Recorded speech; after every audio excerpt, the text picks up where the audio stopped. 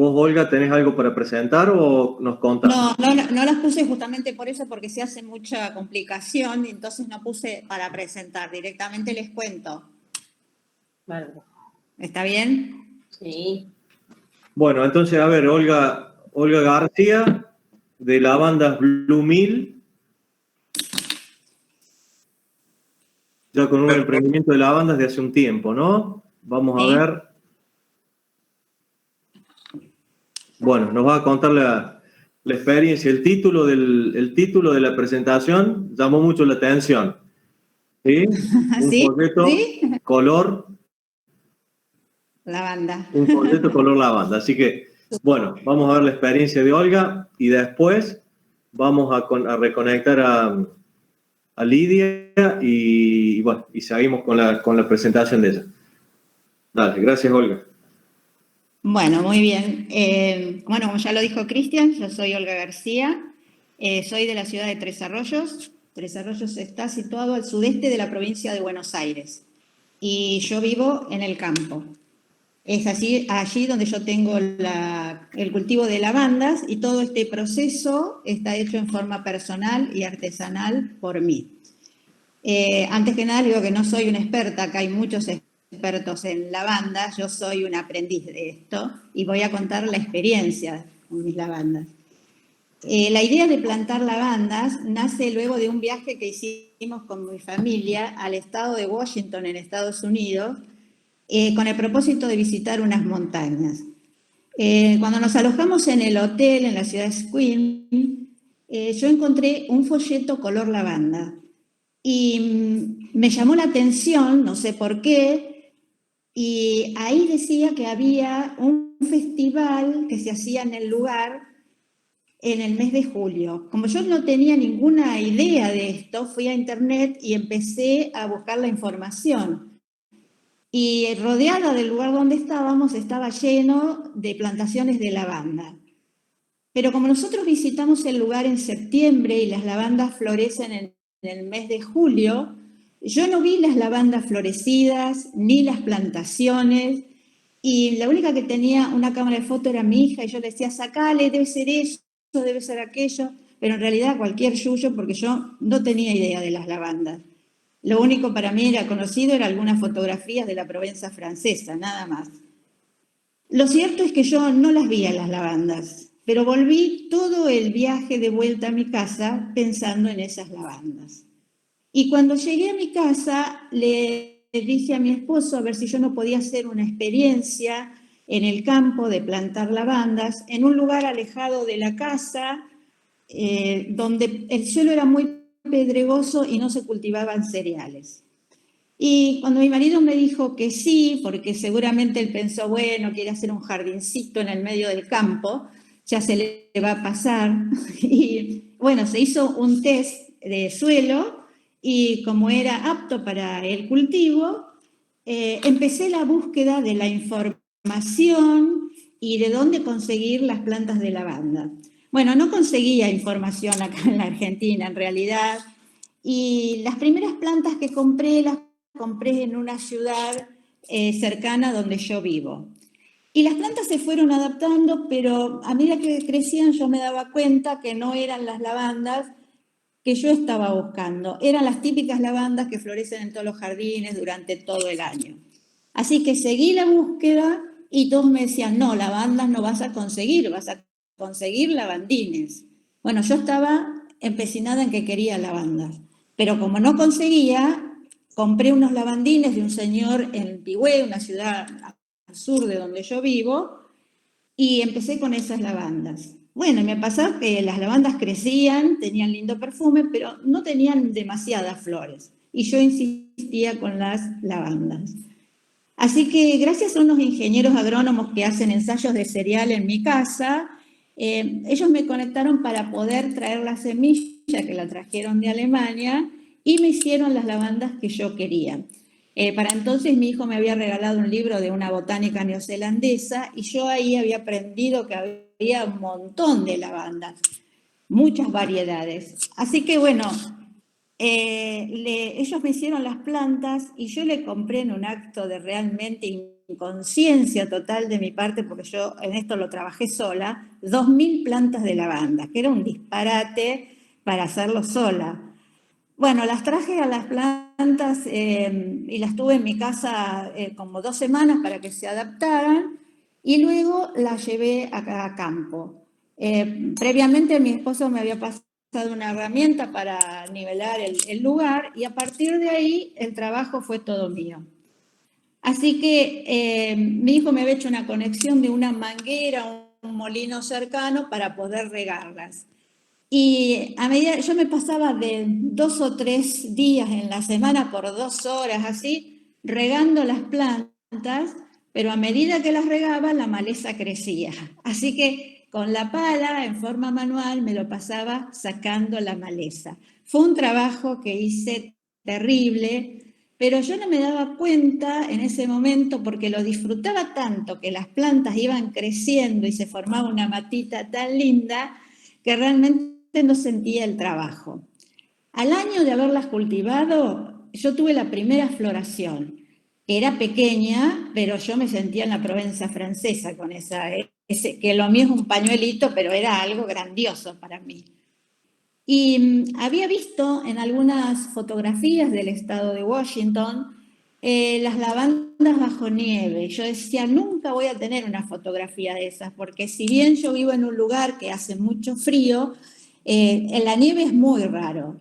Pero ese invierno siguiente cayó una nevada en mi casa que me regaló las fotos mías con las lavandas. Fue increíble. Y bueno, a partir de ahí yo pensé, ¿y ahora qué va a pasar? Con que se nevaron y si van a florecer, porque tenía, sí, las que había visto en Washington, pero tenemos distintos suelos, distintos climas, diferente altura con respecto al nivel del mar, y bueno, yo no sabía qué iba a pasar. Pero tuve una floración espectacular ahí. Así que bueno, fue mi primera cosecha en forma manual, con una guadaña de mano. Corté, hice los ramitos, los llevé a colgar para secado en un galpón y después, más o menos alrededor de 2 semanas, dependiendo del clima para secarse, yo lo que hacía en ese momento era las desgranaba entre mis manos, restregando entre las manos, separaba las flores de los tallos. Más tarde mi marido inventó para mí una máquina para que yo hiciera eso, que las separara, las flores de los tallos, y eso me ahorró muchísimo trabajo. Luego las paso por un sedazo para sacarle la suciedad lo más posible y las guardo en unos recipientes, en un lugar seco y oscuro para que mantengan el color y la calidad. Y una vez que llegué ahí, dije, ¿y ahora qué voy a hacer? Entonces yo no quiero ser el aceite esencial. Todo esto yo lo iba aprendiendo en el momento como podía, con la ayuda de la computadora muchísimo, y me compré un destilador tipo laboratorio. Perdón, Cristian, de química nada. Bueno, y empecé a destilar. Bueno, la lavanda que yo cultivo, que es Hipcot Blue, en realidad para aceite esencial no es buena. No se puede obtener mucho aceite esencial y sí agua floral o hidrolato. Bueno, también después de eso empecé con hacer, bueno, las típicas almohaditas, sallé para cajones, e incursioné en el mundo de los jabones, que me encantó hacer eso, pero bueno, yo no podía sola con tanta cosa, y en los jabones había que ponerse a estudiar mucho de eso, y dije, bueno, por ahora lo tengo que dejar, no puedo con todo. Bueno, por supuesto que mi ilusión, mi sueño, era ir al Festival de Lavanda, donde las lavandas y yo, sin conocernos, nos habíamos encontrado. Así que en el 2014 viajé con mi esposo al estado de Washington, al Festival de Lavandas, y visitamos 15 jardines de lavandas que se imaginan que era el paraíso estar ahí. Antes de ir, yo me había conectado con la persona que más conoce de variedades de lavanda en Estados Unidos. Este señor tiene un reconocimiento del expresidente Obama por compartir todos sus conocimientos con los cultivadores de lavanda de Estados Unidos. Fue muy amable conmigo, tuve oportunidad de estar 2 veces con él, y él me dijo que la lavanda esta que yo estaba cultivando era culinaria. También me aconsejó comprar unos libros muy interesantes y me dice, tendrías que venir al congreso que se hace de lavanda en Estados Unidos porque aprenderías mucho, me dijo él también. Bueno, visité otro jardín donde había una señora que estaba destilando y también muy abiertos para compartir todos sus conocimientos.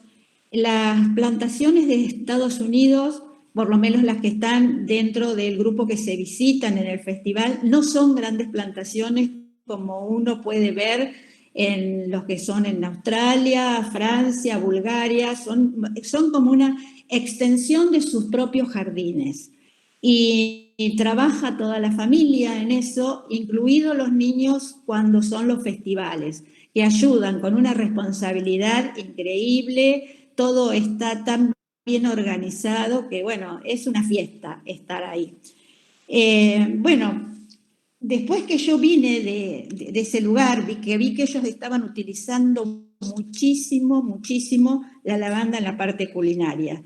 Desde aceites, vinagres, sales, azúcar, panes, muffins, cookies, salsa de chocolates, chutney, el helado de chocolate, chocolates con lavanda. Bueno, y vendían además los recetarios, que se podía utilizar para comidas con pescado, con pollo. Bueno, era increíble la cantidad de cosas que se podía hacer.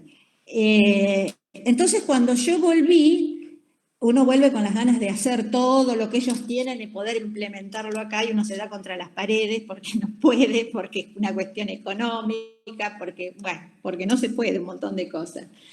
Pero en principio yo empecé en mi ciudad a ver si alguien me quería hacer el chocolate con lavanda o el helado con lavanda. Pero cuesta mucho en una ciudad relativamente chica que la gente vaya a un producto gourmet, así que no tenía éxito. Entonces empecé a buscar en Buenos Aires y escribí, pero con la idea de que quién me iba a contestar, con la sorpresa de que la escuela de chocolate me contestó. Me pidió una muestra de lavanda y le gustó. Entonces, al poco tiempo, me llamó para que yo diera la charla contando mi experiencia en la escuela para alumnos que vienen del extranjero y alumnos de Argentina que hacen los cursos de sommelier en la escuela. Así que, bueno, me preparé para dar esa charla, que, bueno, con muchos nervios porque nunca había hablado así delante del público. Y a partir de ahí, hace como 6 años que voy a la escuela. Bueno, este año la hice por primera vez online, la charla. Bueno, así que estoy muy agradecida a la directora de la escuela que me dio esa oportunidad. Y siempre sigo buscando qué hacer más con la banda, qué otras cosas. Y en el año 2018 me llega la información de que se hacía el Congreso de la Banda en Carolina del Sur. Y era lo que este señor me había dicho a mí, que tendrías que ir al Congreso. Bueno, estuve 2 o 3 días dándole vueltas a la situación hasta que le dije a mi esposo, ¿sabés que se hace el Festival de Lavandas en Carolina del Sur? Me encantaría ir. Bueno, me dijo, podríamos ir porque es a finales de enero, cuando ya la cosecha en el campo se ha terminado, así que podríamos ir. Así que ahí tomé la decisión y me anoté, porque eran 4 días de cursos intensivos, y pagué la inscripción. Y ahí nomás pensé, ay, ¿en qué lío me metí? Porque yo no sé si voy a ser capaz de entenderles para cuando hablen. Bueno, pero ya estaba. Así que lo que hice fue involucrarme un poco más en charlas y para poder entender y más el vocabulario específico, y fui al Congreso de la Banda. Bueno, era toda una emoción que yo casi ni podía dormir de la excitación que tenía de estar ahí. Éramos 400 personas, que la mayoría eran americanos, uno era de Canadá, uno de México y yo la única de Argentina, que a todos les parecía algo extraordinario que yo hubiera ido de tan lejos a ese lugar.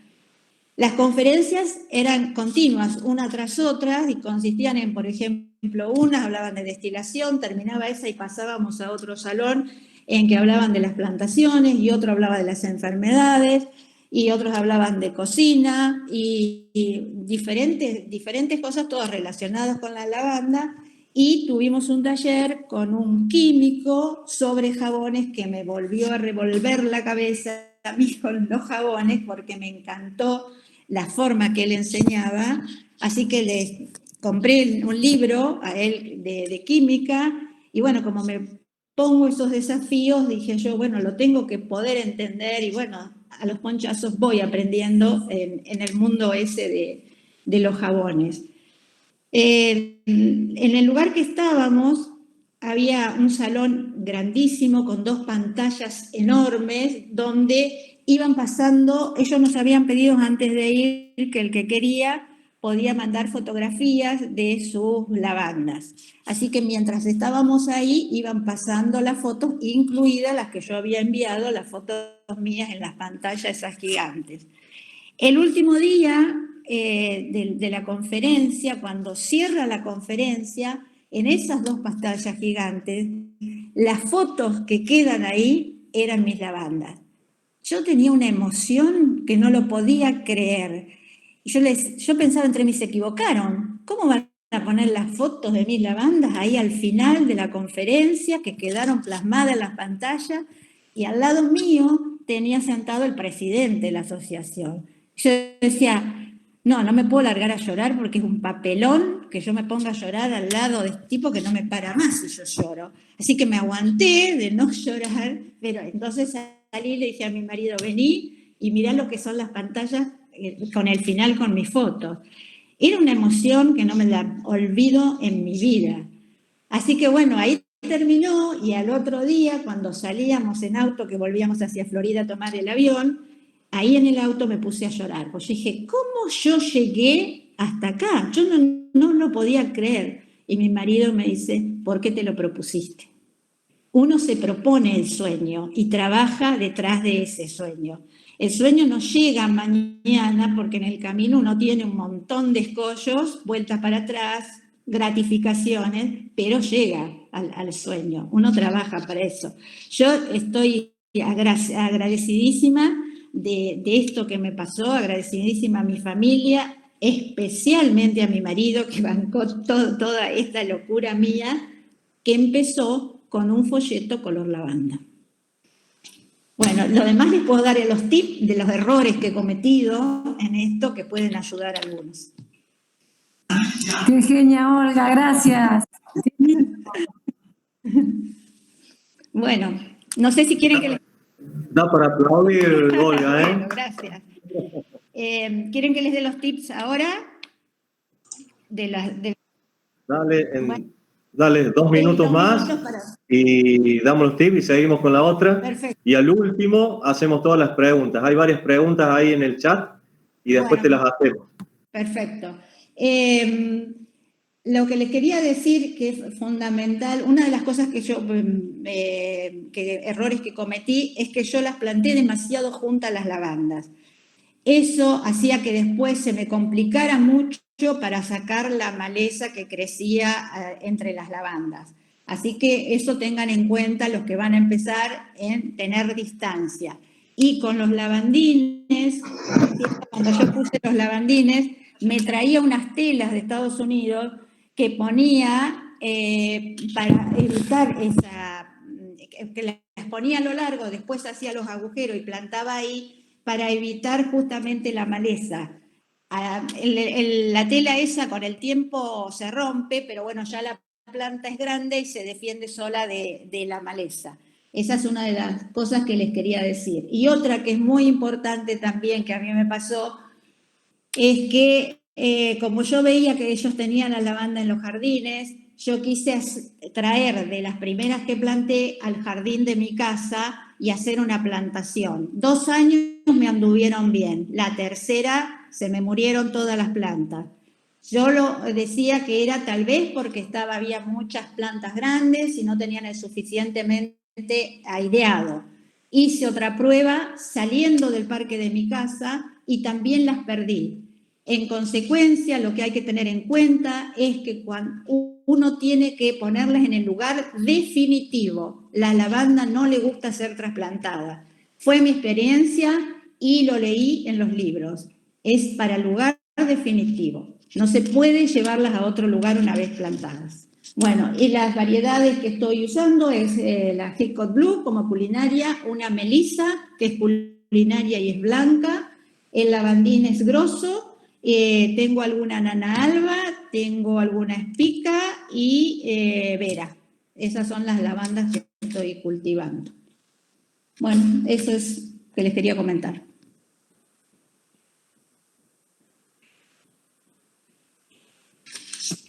Espectacular, buenísimo, muchas gracias. Bueno, por nada. Vamos a juntarlas para el final. Bien. Apago el micrófono, ¿verdad?